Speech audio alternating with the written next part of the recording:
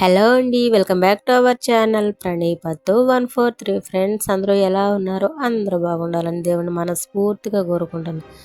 Friends, ఈరోజు మనం చేయబోయే రెసిపీ వచ్చేసి ఎంతో కమ్మగా రుచిగా ఉండే టమాటో పప్పు. నా స్టైల్లో నేను ఎలా చేస్తానో మీరు కూడా ఒకసారి చూడండి. ఇంకా దానికి ఏమేమి కావాలో ఎలా చేయాలో చూద్దాం.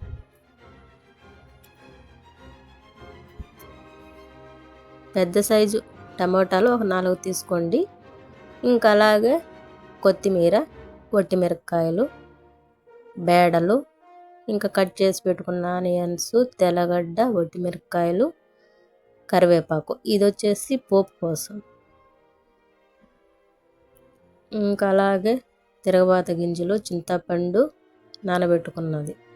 ఓకే, ఇప్పుడు ఇంక ఇది ఎలా చేయాలో చూద్దాం. ఇలా బేడలు ఫస్ట్ క్లీన్ చేసుకోండి. ఇంక ఇందులోనే టమోటాలు, అవి మిరపకాయలు ఉన్నాయి కదా, అవి కట్ చేసుకొని వేసుకోండి. ఇప్పుడు ఇదంతా ఒకసారి మొత్తం కలబెట్టేసి పొయ్యి మీద పెట్టేసి ఉడకనివ్వండి. ఇలా మధ్యలో ఒకసారి పొంగొచ్చినప్పుడు కలబెట్టుకోండి.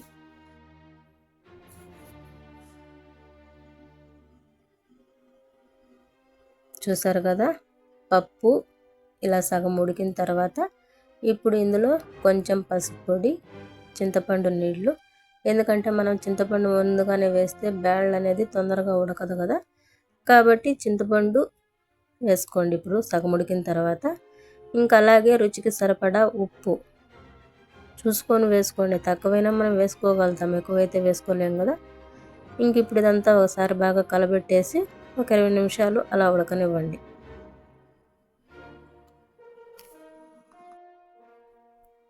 పప్పు ఉడికింది కదా, ఇప్పుడు దీన్ని మనము రుద్దుకుందాం, ఎనుపుకుందాం.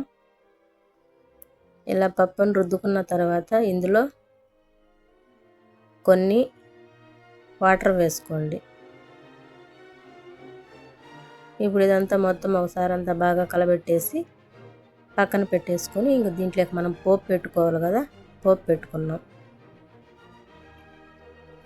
ఇలా ఒక పెనం పెట్టేసుకొని ఇంకా ఆయిల్ వేసుకొని ఆయిల్ వేడైన తర్వాత తిరగబాత గింజలు వేసుకోండి. అవి చిటపడలాడాక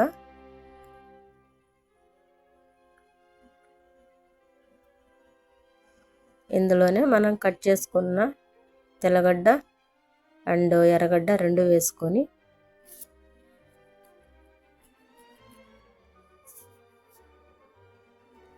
అలాగే ఇందులోనే కరివేపాకు, మిరపకాయలు అన్నీ మొత్తం వేసేసుకొని మొత్తం అంతా బాగా కలబెట్టేసి బ్రౌన్ కలర్ వచ్చేంత వరకు ఒక 5 నిమిషాలు ఫ్రై చేయండి.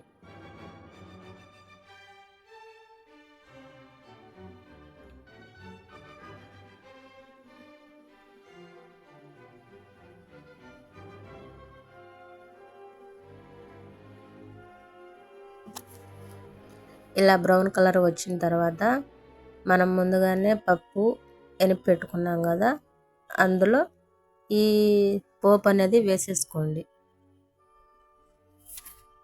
ఇప్పుడు మొత్తం అంతా బాగా కలబెట్టేసుకొని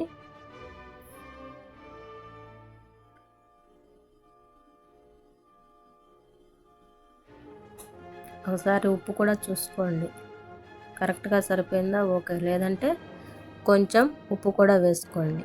ఇంక ఇప్పుడు ఇందులోనే కొత్తిమీర కూడా వేసేయండి.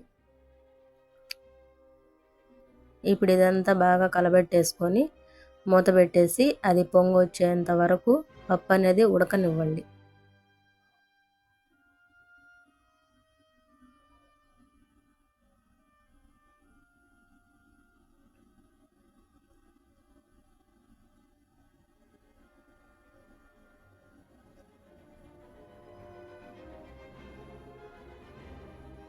చూసారు కదా, ఎంతో గుమగుమలాడే టమోటా పప్పు రెడీ అనమాట. ఇది కానీ వేడి వేడి అన్నంలో పప్పు వేసుకొని అందులో కొంచెం ఊరగాయ వేసుకొని ఏదన్నా ఫ్రైయో లేకపోతే ఏదన్నా ఆమ్లెట్ వేసుకొని తింటే సూపర్గా ఉంటుంది.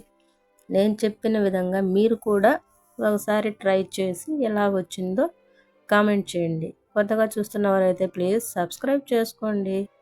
అలాగే లైక్ ఇవ్వండి, లైక్ ఇవ్వడం మాత్రం మర్చిపోవద్దు. నచ్చితే మీ ఫ్రెండ్స్కి కావచ్చు లేదా మీ రిలేటివ్స్ కావచ్చు ప్లీజ్ షేర్ చేయండి, కామెంట్ చేయండి. Thank you for watching my channel.